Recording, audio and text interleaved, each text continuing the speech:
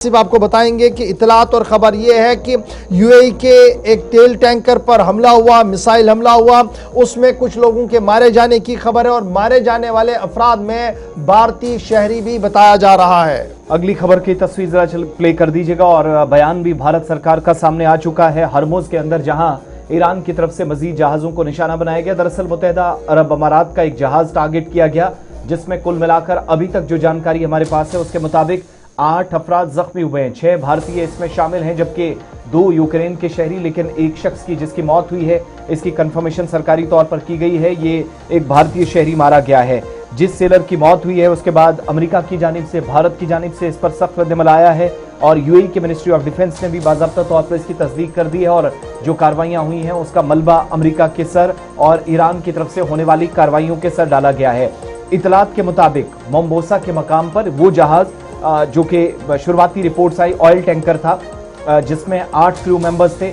2 Ukrainian, 6 भारतीय जो मोम्बोसा के नाम से, और अलवैया जो इन 2 जुनूबी हिस्सों के दरमियान तिजारत को या ऑयल शिपिंग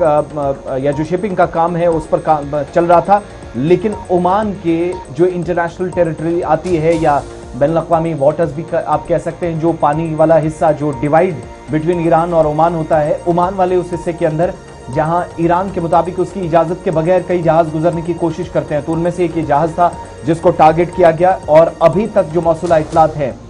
जो वजारत दिफा है मुत्तहिदा अरब अमारात की, उसने तो एक तो ईरान के लिए